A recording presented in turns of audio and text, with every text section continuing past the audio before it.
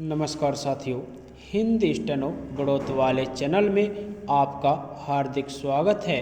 आज की डिक्टेशन रामधारी गुप्ता खंड 1 से प्रतिलेखन संख्या 97 व 98 से 100 वर्ड पर मिनट की स्पीड से होगी। तो आइए शुरू करते हैं। डिक्टेशन शुरू होगी 5 सेकंड बाद। स्टार्ट। महोदय, पंजाब के संबंध में मुझे यह कहना है कि अभी कुछ दिन पूर्व वहाँ पर भाषा का प्रश्न उत्पन्न हुआ। मेरा अपना विचार है कि जब भाषा के आधार पर पंजाब का विभाजन हो गया तो आज पंजाब की भाषा पंजाबी है और यह पंजाब के लोगों को निर्णय करना है कि वह पंजाबी किस लिपि के अंदर लिखी जाए। लेकिन एक बात मैं पंजाब की सरकार से आपके माध्यम से निवेदन करना चाहता हूँ कि आज जब पंजाब के अंदर 45% लोग इस प्रकार के हैं जो यह कहते हैं कि हमारी अपनी मातृभाषा हिंदी है, तो पंजाब की सरकार को अल्पसंख्यकों की भाषा को संरक्षण देने के नाम पर दूसरी भाषा के रूप में हिंदी को मानने में किसी प्रकार की कोई आपत्ति नहीं होनी चाहिए। इससे दोनों के संबंधों में मधुरता आएगी और किसी प्रकार के अनावश्यक आंदोलन से हमारा सीमावर्ती राज्य बचा रहेगा। जहाँ तक लिपि का संबंध है, लिपि के संबंध में मैं बलपूर्वक किसी लिपि को समाप्त करने के पक्ष में नहीं हूँ। मेरा विचार रहा है कि देश में अपनी लिपियों को सुरक्षित रखते हुए अगर प्रादेशिक भाषाएं किसी एक सामान्य लिपि को वैकल्पिक लिपि के रूप में स्वीकार कर ले तो देश की अनेक भाषाओं को निकट आने में बहुत बड़ी सहायता मिल सकेगी। अगर पंजाब के लोग भी इसी आधार पर विचार कर सके तो मैं समझता हूँ कि यह पंजाबी भाषा के हित में और देश की एकता के हित में होगा।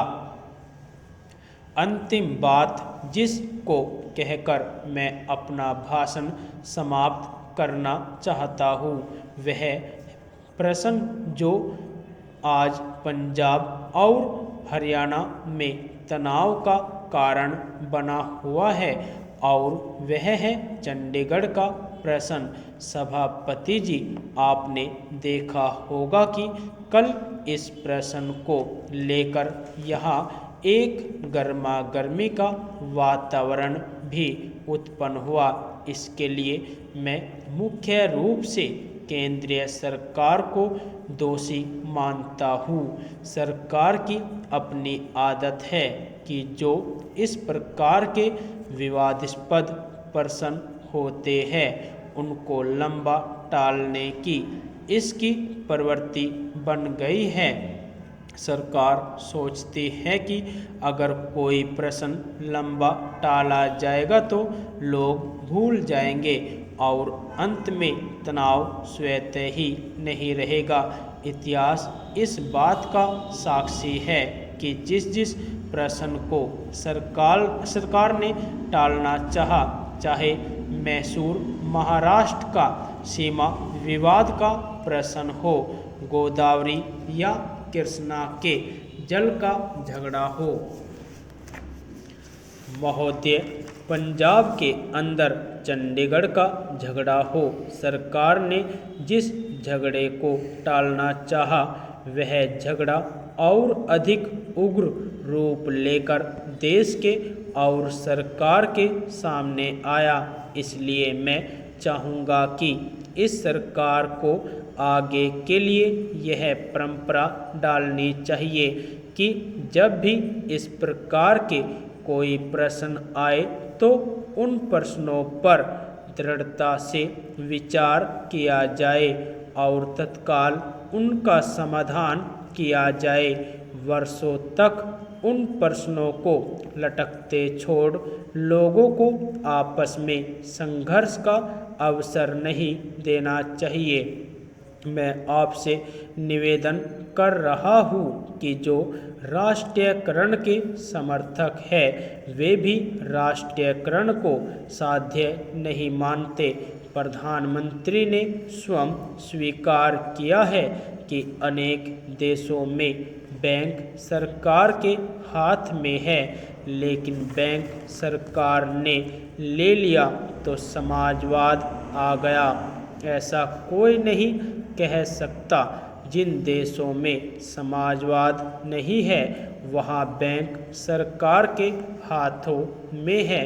फ्रांस में समाजवाद नहीं है, सरकार ने बैंक ले लिए, और ऑस्ट्रेलिया में बैंक सरकार ने लिए थे, लेकिन बैंक कर्मचारियों के आंदोलन के फलस्वरूप चुनाव में जब नई सरकार बनी तो बैंकों का राष्ट्रीयकरण समाप्त करना पड़ा।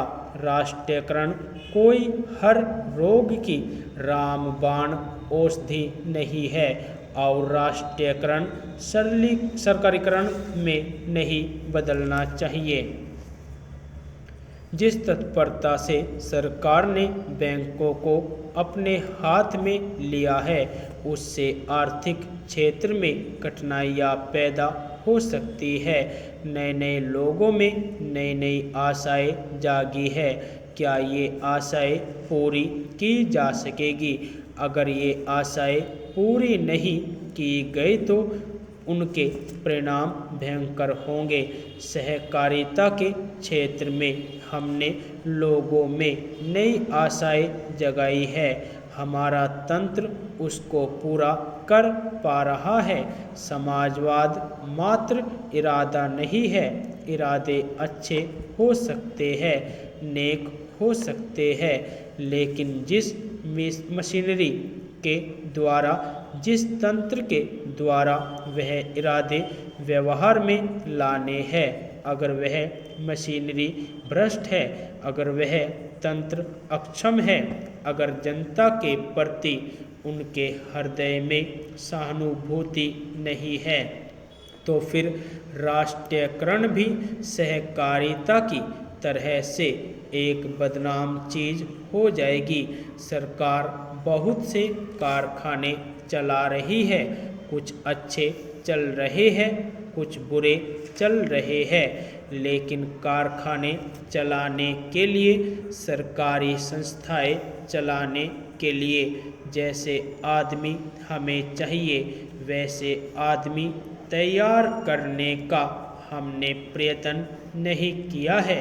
सार्वजनिक उद्योगों को सफल करना सरल नहीं होता। यदि आपको डिक्टेशन अच्छी लगी हो तो हमारे चैनल को सब्सक्राइब करें तथा वीडियो को लाइक व शेयर भी करें।